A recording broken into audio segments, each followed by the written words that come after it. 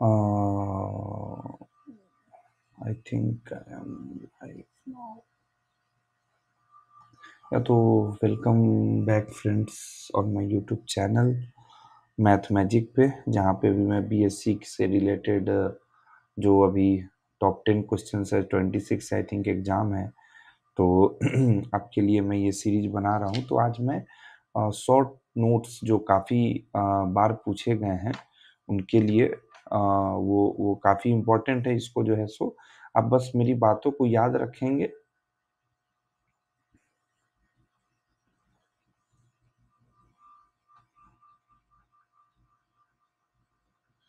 ठीक है, अच्छे से सब कुछ बन जाएगा। ठीक है,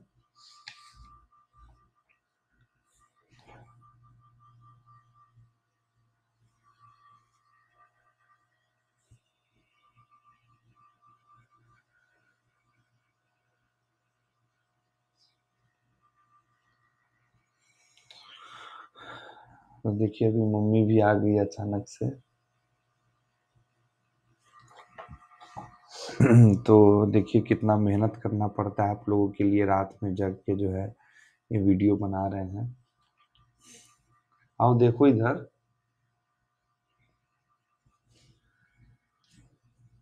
तो क्या हो गया, देख लो।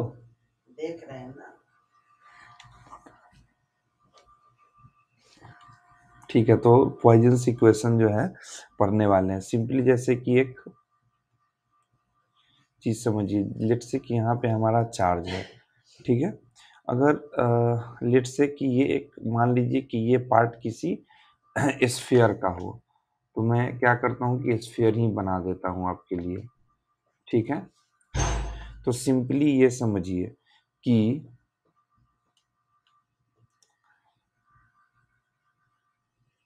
ये सरफेस है ना, तो हर हर सरफेस पे इस चार्ज की वजह से एक पोटेंशियल जनरेट हो रहा होगा, राइट। ठीक है, तो सिंपली यहाँ समझिए सेंटर पे भी ये सेंटर पे भी हमारा क्या है कि एक पोटेंशियल है। ठीक है, तो इस तरह से इसका मतलब क्या है कि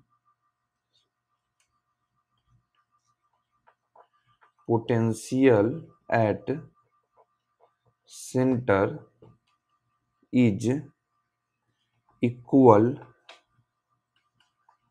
to the average of potential at the sphere's surface. पहले बात समझ लीजिए, इस पर मान लीजिए कि V1 है, हर एक छोटा छोटा सरफेस पे V1 V2 V3 V4, और इस पर जितना नंबर ऑफ पॉइंट है, लेट से कि 1000 पॉइंट है ना, लेट से मतलब कि है ना, तो इसका जो एवरेज होगा, एवरेज क्या होता है आप जान रहे हो, राइट। तो एवरेज इस पूरे के पूरे सरफेस के हर एक पॉइंट पर जो पोटेंशियल्स का जो एवरेज होता है ना, वही इसके सेंटर का सेंटर पर पोटेंशियल होगा, राइट। तो ये बस एक कॉन्सेप्ट है, इसको हम लोग है ना ये साइड में एक छोटा सा चीज को लिख लेंगे और हम लोग जो है सो आगे बढ़ेंगे। ठीक है, ये किसका, इलेक्ट्रो डायनामिक्स का ये थ्योरी है। ठीक है, बात समझ रहे हो। अब चलो देखो यार, है ना, तो यहाँ पर हम दो चीज ऑलरेडी जानते हैं, राइट, कि इलेक्ट्रिक फील्ड जो होता है वो क्या होता है, negative of gradient of V, right. ये ऑलरेडी हम लोग पढ़ चुके हैं, तो अगर नहीं होगा तो इसके बारे में हल्का सा समझाया भी जा सकता है। ठीक है, नेक्स्ट वीडियो में अगर ये चीज हमको कमेंट करिएगा कि इसके बारे में अगर डेप्थ में, ये हमको लगता है कि आप लोग फर्स्ट ईयर में ही पढ़े होइएगा ये चीज को। ठीक है, छोटा सा डेरिवेशन होता है इसका, है ना। तो इलेक्ट्रिक फील्ड जो होता है वो negative of gradient of V होता है, राइट। अच्छा, और हम अपने वीडियो के सबसे पहले में गॉस थ्योरम पढ़ाए थे, गॉस थ्योरम। ठीक है, गॉस थ्योरम पढ़ाए थे, याद आ रहा है कुछ, तो उसमें क्या था बताइए, divergence of electric field divergence of electric field is equal to density by epsilon naught. Epsilon naught क्या होता है? रिलेटिव सॉरी परमिटिविटी, ठीक है,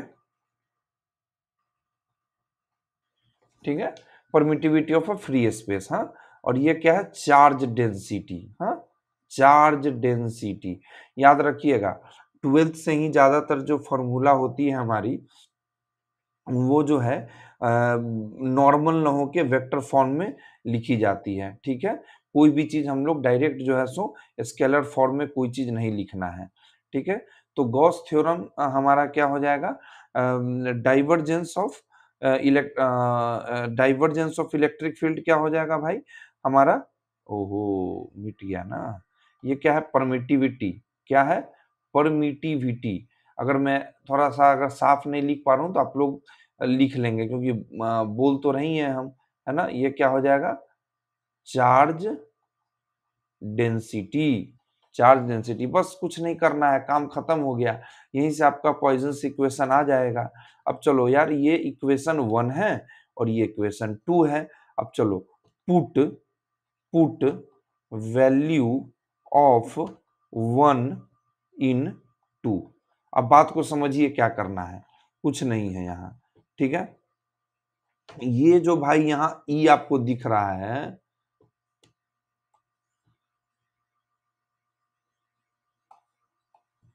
ये वाला जो ई दिख रहा है, इस या इस वाले ई का वैल्यू हम लोग यहाँ पुट कर देंगे, इस वाले में पुट कर देंगे। तो ध्यान से देखिए क्या लिखना है। Divergence of negative of grad V, क्या बोलते हैं इसको? निगेटिव ऑफ ग्रेड वी, क्योंकि ये यहाँ पे पुट कर दिए ना, इज इक्वल टू क्या हो जाएगा भाई? इप्सिलॉन नॉट, ठीक है। चलो,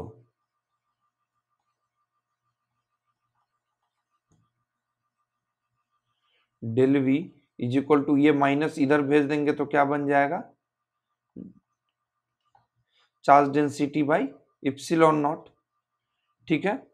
डाइवर्जेंस ऑफ, सॉरी ये यहाँ तो ये वाला है ही, तो डाइवर्जेंस ये आपको पता है ना, डाइवर्जेंस ऑफ ये क्या है? Gradient. Gradient is del square. अच्छा, del square is nothing but क्या? डेल स्क्वायर क्या है? ये क्या है बताइए? लैप्लेसियन ऑपरेटर है, लैप्लेसियन ऑपरेटर है।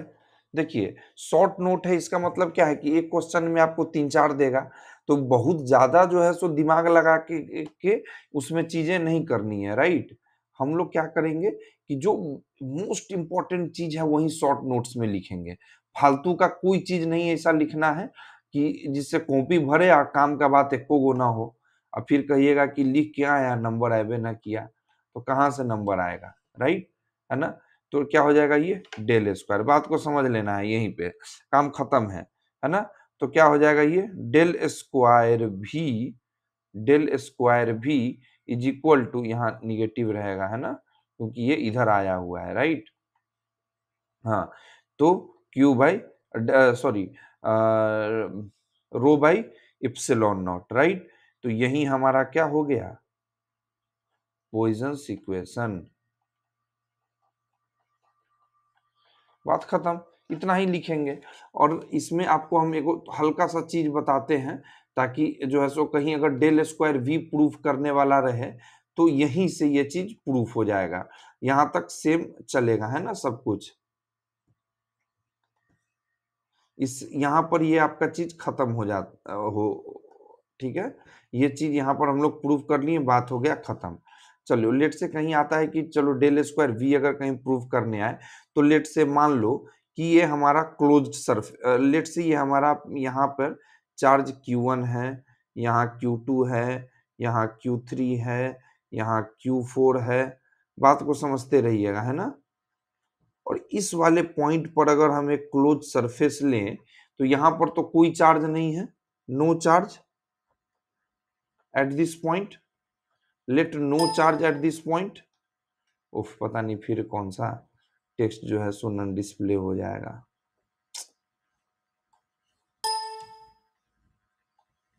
आई थिंक बहुत ज़्यादा नहीं हुआ है, Q3 Q4, और ये एक जगह ऐसा मान लेते हैं जहां पे क्या है, no charge, let there is no charge at this point, right. तो भाई जब चार्ज ही नहीं है तो डेंसिटी किस बात का, बात समझ रहे हो। डेंसिटी क्या होता है, amount of charge divided per unit area.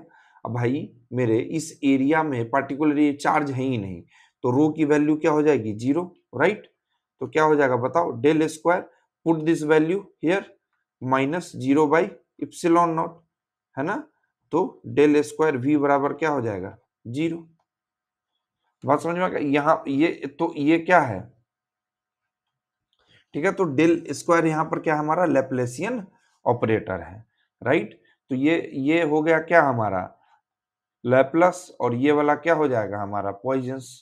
तो कहीं कहीं दोनों एक साथ आपको शो करने के लिए भी पूछा जा सकता है, तो पॉइजंस तक यहाँ डिराइव कर लेंगे और ये वाला कॉन्सेप्ट लिख के और डेल स्क्वायर वी को भी 0 प्रूफ कर सकते हैं, राइट। तो ये कंप्लीट हुआ। चलिए हमारा अपना नेक्स्ट हो जा भाई, हाँ चलिए हमारे नेक्स्ट टॉपिक पे आगे बढ़ते हैं। हाँ हाँ, अब है next topic Green's theorem.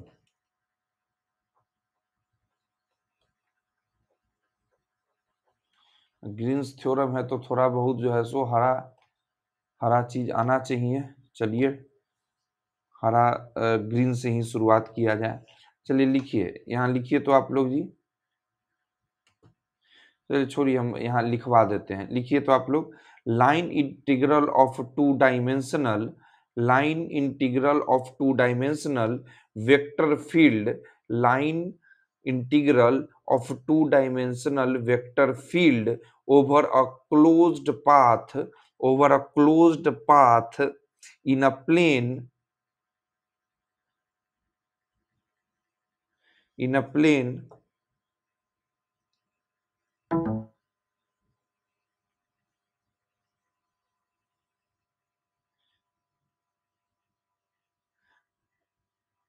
and double integral of that field or region। ठीक है, थोड़ा मिसमैच हो गया, I will write that, line integral, integral of two dimensional vector field over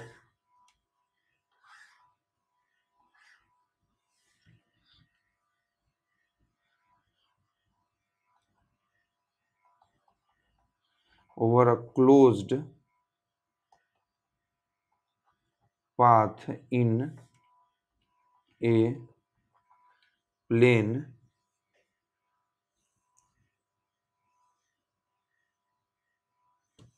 and, तो ये एक हो गया। तो और मतलब ये एक तो क्या होता है कि line integral of a vector field over a closed path, ये तो होता ही है। And double integral, and double integral of that field, of that field और रीजन। ठीक है, बात को समझ में आ गया है ना। इसका मतलब क्या है, एक एक तो सबसे पहले यहां पर हम लोग लाइन इंटीग्रल के लिए ये एल लिख देते हैं ना, M D X plus N D Y, ठीक है, is equal to double integral, या फिर हम लोग नीचे में एक एस भी लिख सकते हैं। ये होता है हमारा क्या, D N upon D X minus D M upon D Y D X D Y. अब यहां पर ये लिख लेना है, where M and in are continuous function of x and y। हो गया आपका पॉइजन्स का जो लॉजिक है सो हम लोग लिख चुके हैं। ठीक है, अब चलिए हम लोग आ जाते हैं इसके थोड़ा बहुत डेरिवेशन पे और इसके वेक्टर फॉर्म पे। क्या करेंगे, इसके हम लोग वेक्टर फॉर्म पे आएंगे। तो let's derive this vector form. तो ऐसे लिख सकते हैं, let's derive the vector form. ठीक है, सिंपली चलो तो ए मान लो, ए हमारा एक है वेक्टर जो कि एम आई कैप और एन जे कैप मान लेते हैं। आपको पता है एम और फंक्शन है एक्स और वाई के लिए, है ना, और एक आर है, राइट, फॉर अ पार्टिकुलर। ठीक है, तो सबसे पहले तो एक वेक्टर फील्ड मानेंगे और उसके बाद एक सरफेस मानेंगे, राइट, जैसे कि जो फॉर्मूला लिखा है, क्या सॉरी जो डिफिनेशन लिखा है, line integral of two dimensional vector field, two dimensional X और Y, right, over a closed path. इसलिए पाथ सरफेस के लिए हम लोग क्या करते हैं, एक वेक्टर मान लेते हैं जो कि हम लोग टू डायमेंशनल ही ले रहे हैं, क्योंकि हम लोग किसके लिए निकालना है ये चीज, टू डायमेंशनल के लिए, एक्स आई कैप और वाई जे कैप, बड़ा आसानी से कर लेंगे। तो अच्छा, डी आर का वेक्टर क्या हो जाएगा भाई, थोड़ा बताना तो, डी आर का वेक्टर क्या हो जाएगा, तो D X I cap plus D Y J cap. बात समझ में आ रहा है कि नहीं आ रहा है। अब चलो, क्या है, लाइन इंटीग्रल है ना, लाइन इंटीग्रल। तो सबसे पहले हमको एक चीज बताइए, अब देखो यहां पर ये दो पार्ट है, ठीक है, एक पार्ट ये है और एक पार्ट भाई ये है। थोड़ा दिमाग लगाओ, समझे, जो m है और x है, राइट, एक बार यहां पर ये x और y यहां पे मल्टीप्लाई हो रहा है ना, बात को समझिए, और यहां पर एक बार अपॉन में आ रहा है। तो आपको समझ में आना चाहिए कि एक बार डॉट और एक बार क्रॉस प्रोडक्ट किया जा रहा है, ठीक है, with the respect of this, right, del, है ना। तो चलिए देखते हैं, सबसे पहले हम लोग क्या करते हैं कि हम लोग ए डॉट डी आर निकालने का प्रयास करते हैं। ठीक है, ए क्या है बताइए तो, M I cap N J cap. Dot product में क्या होता है, आई का आई से और एक्स का एक्स से।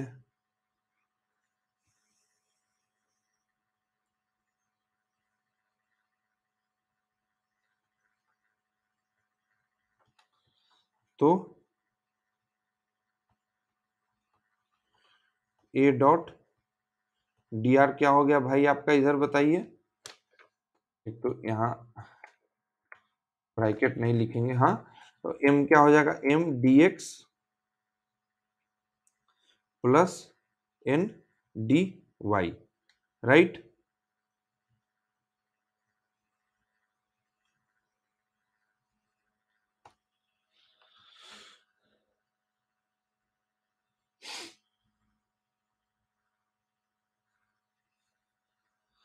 ठीक है, अब चलो स्टेप 2 में करते हैं। अब स्टेप 1 ये समझ में आ गया, स्टेप 1 एलएचएस के लिए, स्टेप 2 अब आरएचएस के लिए।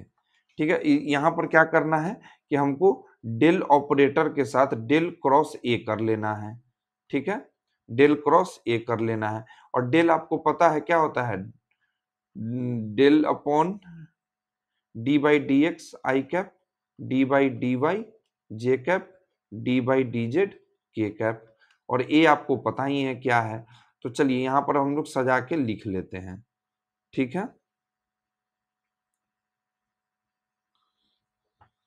ठीक है, तो डेल यहाँ क्या हो जाएगा, I J K, del upon del X, del upon del Y, del upon del Z, और और यहाँ पे क्या हो जाएगा हमारा बताइए, एम और एन, और इसके लिए तो कुछ है नहीं, तो यहाँ पे क्या हो जाएगा ये। अब बताइए ये वाला वैल्यू किसको नहीं आएगा निकालने।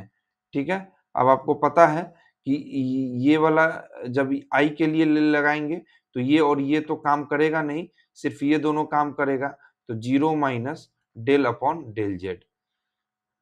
ठीक है, चलो प्लस के कैप, सॉरी जे कैप ना, जे पहले आई के बाद जे होता है ना, जे कर ये कर लिए, ठीक है।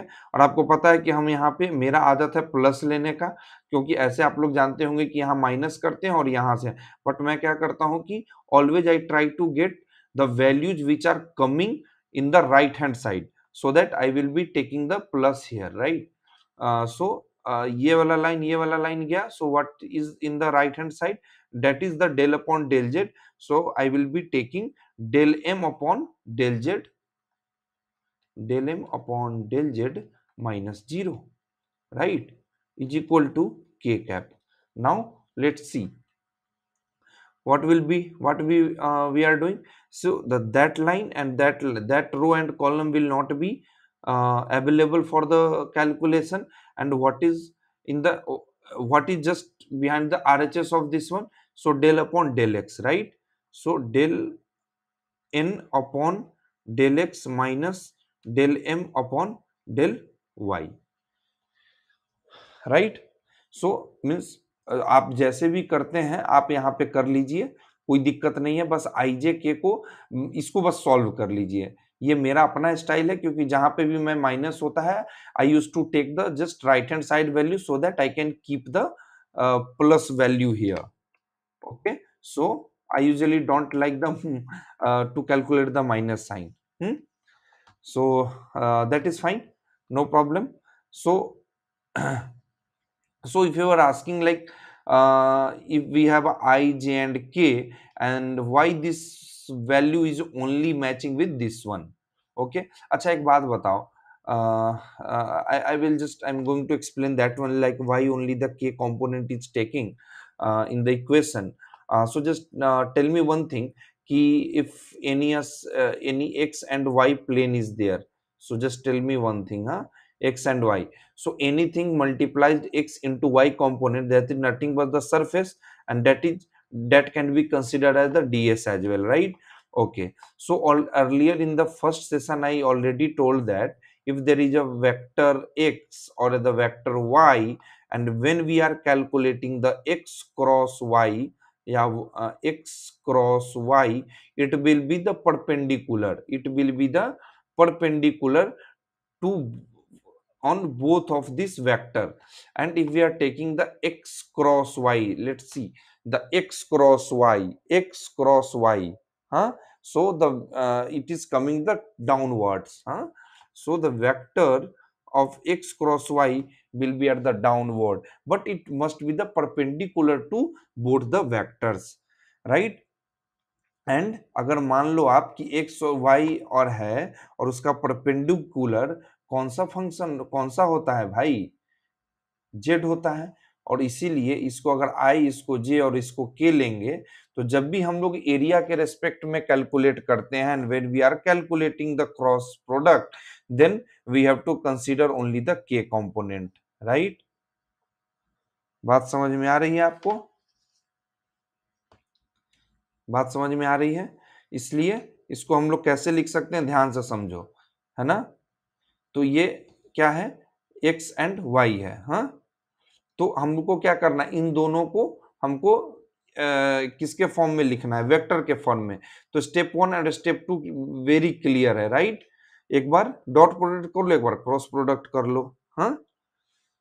और उस दोनों का कंक्लूजन अब हम लोग जो लिख रहे हैं उसको ध्यान से देखो, ए डॉट डी आर, दोनों साइड इंटीग्रल कर दो यहाँ पे, चलो। तो डबल इंटीग्रल क्या हो जाएगा, डेल क्रॉस ए, और यहाँ पे क्या हो जाएगा, ds। बात समझ में आ रहा है? इसको अगर हम लोग थोड़ा सा एक स्टेप और अगर नीचे लिखना चाहें, A dot D R is equal to double integral del cross A. अच्छा, यहाँ पे जब दोनों साइड इंटीग्रल कर रहे हैं, राइट, एक बार इधर इंटीग्रल किए, एक बार इधर इंटीग्रल किए, क्योंकि आपको पता है ऑलरेडी कि ये जो दोनों पार्ट है, ध्यान से देखो, समझो कि पहले क्यों किए हैं, है ना, है ना। तो ध्यान से समझिए, अगर हम यहाँ पर दोनों साइड इंटीग्रल करते हैं तो यहाँ क्या लिखोगे, A dot D R is equal to, यहाँ पे क्या लिखोगे, integral of M D X plus N D Y. बात को समझिए, ठीक है, क्यों हम डायरेक्ट वहां पे इंटीग्रल लिखने चले गए, है ना। उसी तरह से सेम चीज यहाँ पे होगा, 2 बार इंटीग्रल करेंगे, है ना। यहाँ पर क्या करेंगे, 2 बार इंटीग्रल करेंगे, क्योंकि एक बार ऊपर में खुद लिखा हुआ है, एक बार सिंगल इंटीग्रल बराबर होता है डबल इंटीग्रल वाले के, ठीक है। तो यहाँ पर तो क्या हो जाएगा, double integral del cross A, यहाँ क्या है, with respect to D X D Y कर रहे हैं, यहां पर भी क्या हो जाएगा, इधर बताइए क्या हो जाएगा, है ना, D N upon D X minus D M upon D Y,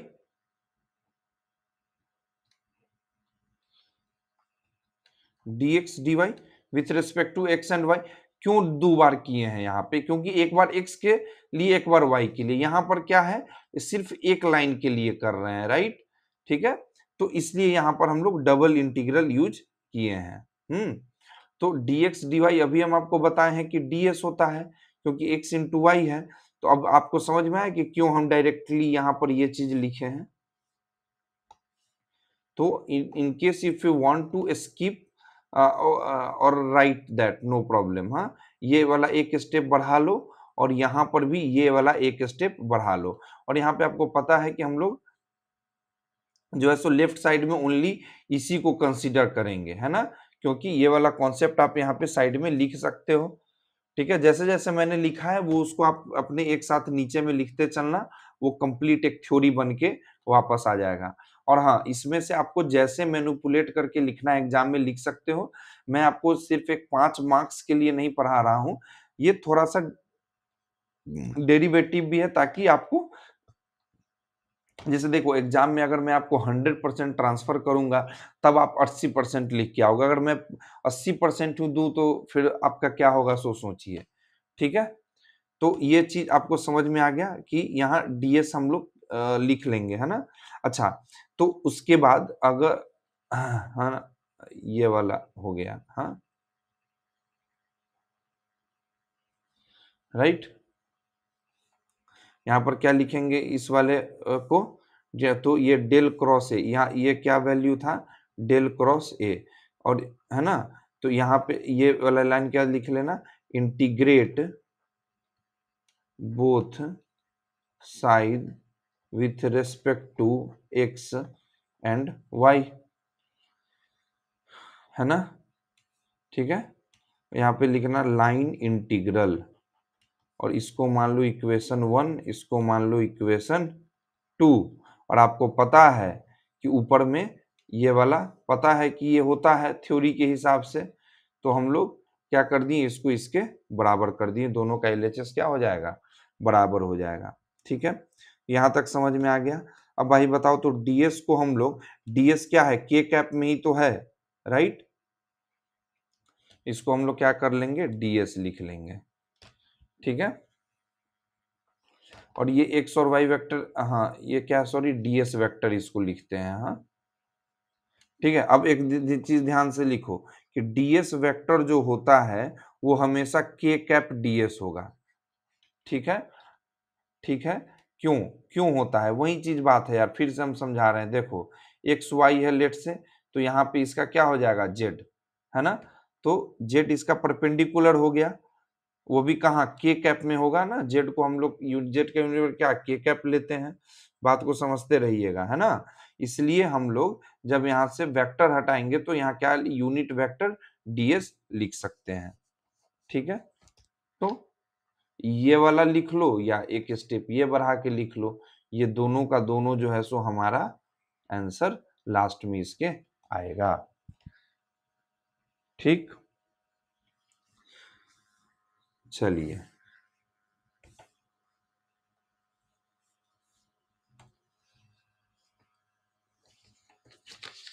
अब हम लोग एक छोटा सा टॉपिक पढ़ लेते हैं, volume integral.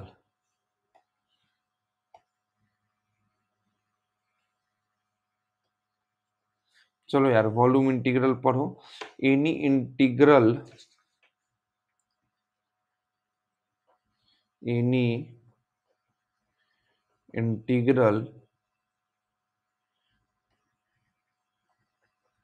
which is to be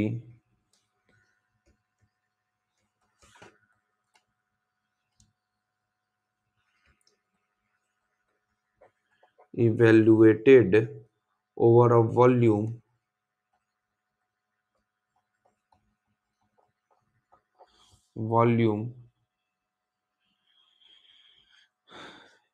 is volume integral, और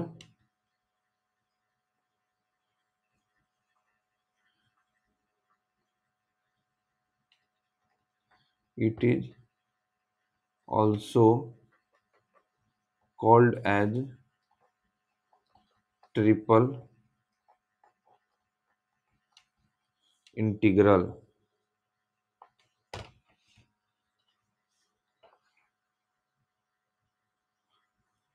लिखो इफ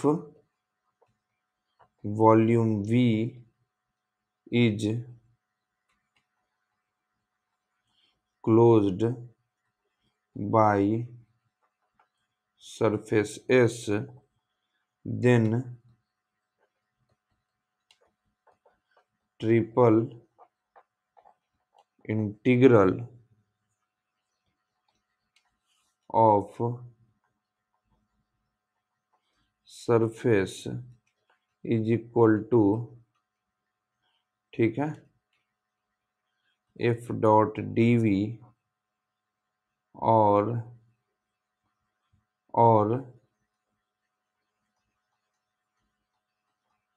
फाइव डी वी। ठीक है,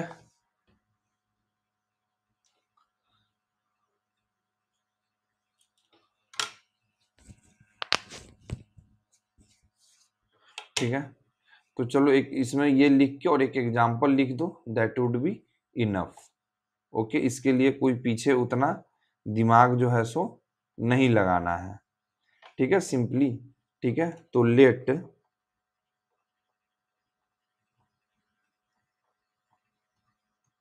फाइंड ट्रिपल इंटीग्रल ऑफ, अच्छा, triple integral can be denoted as del integral of v, it can be define as integral of v। इसका मतलब already हो जाता है कि आपने 3 बार इसको डिफ्रेंशिएट किया है, ठीक है, अलग अलग चीज में x y z, है ना। तो वॉल्यूम क्या होता है, 3 का गुना, तो इसलिए क्या है कि ये 3 इंटीग्रल के जगह हम लोग क्या कर लेंगे कि हम लोग एक v लिख लेंगे एक इंटीग्रेशन के साथ में, ठीक है। तो integration v i plus J plus के dv, ठीक है, सिंपली। अब एक बात बताओ, क्या i comma J comma K is not of X Y Z function, या not in form of X Y Z, is not in form of X Y Z. तो बाबू क्या हो जाएगा बताओ कि I cap J cap K cap क्या हो जाएगा, integration of V D V, और integration of V D V क्या हो जाएगा, भी हो जाएगा। आपको पता है, मतलब छोटा छोटा भी को अगर बहुत भी टाइम्स जोड़ेंगे तो क्या एक टोटल वॉल्यूम निकल के आएगा। इसका सिंपली मतलब integration is nothing but the sum of very small parts, right. तो आई जे के, इसका बताओ कि इसका आंसर क्या हो जाएगा, आई कैप, अच्छा आई जे के है ना, तो कैप कहां से आ गया, सिंपली, है ना, तो कैप नहीं लगेगा, आई जे के इंटू वी इसका क्या हो जाएगा, आंसर हो जाएगा। एक और एग्जाम्पल दे देंगे, एग्जाम्पल 1, एग्जाम्पल 2, ठीक है। तो चलो मान लो कि r है और हमको इसका ट्रिपल इंटीग्रल निकालना है। एक्स आई कैप है, यहाँ y जे कैप है, एक बार लो अब आ गया एक्स वाई जेड वाला फंक्शन में, ठीक है। तो अब क्या करोगे, इस टाइप का अगर वेक्टर रहेगा तो हम लोग कैसे निकालते हैं, डेल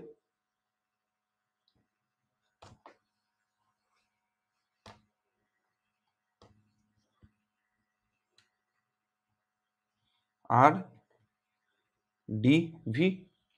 तो डेल ऑपरेटर आपको पता है कि ये क्या होता है, डेल अपॉन ये डेल क्या है आपको पता है, del by del X, del by del Y, del by del Z, I J K, right. तो अब क्या है, इस दोनों का डॉट प्रोडक्ट कराओगे तो क्या आ जाएगा बताओ, integral of del X by del X plus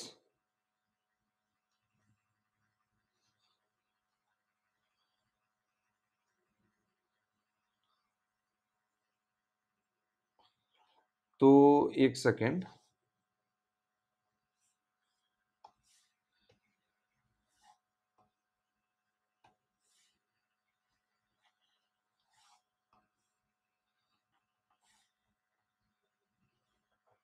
अब बताओ।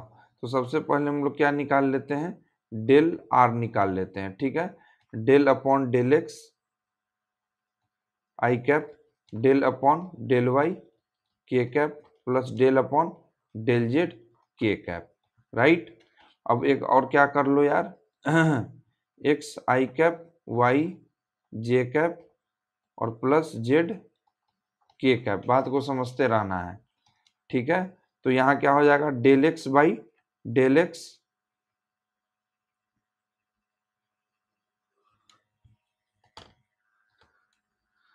ठीक है, plus del Y by del Y plus del Z by del Z.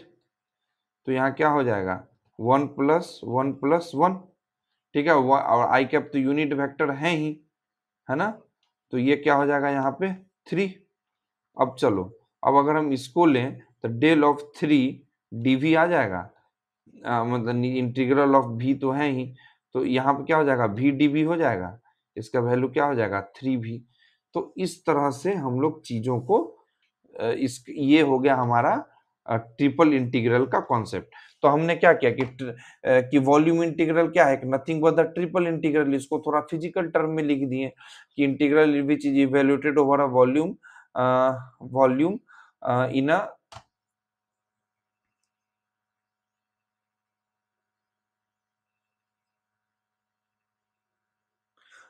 sorry, the an integral which is to be evaluated over a volume is a volume integral, ठीक है। It is also called as a triple integral. Sign दे देंगे कि हम लोग इस तरह से या ट्रिपल इंटीग्रल के थ्रू दिखाते हैं, और दो एग्जांपल दे देंगे कि how we use to calculate the triple vector और द द ट्रिपल इंटीग्रेशन और द वॉल्यूम इंटीग्रल। बात समझ में आ गई। तो आज के लिए बस इतना रखते हैं, सेशन काफी लंबा हो जाता है, तो इसको ध्यान से देखिए, नोट्स बनाइए, और फिर हम लोग कल जो है सो अच्छा सा वीडियो लेके आते हैं आपके पास, कुछ और derivations, and will learn and pass the examination with the good numbers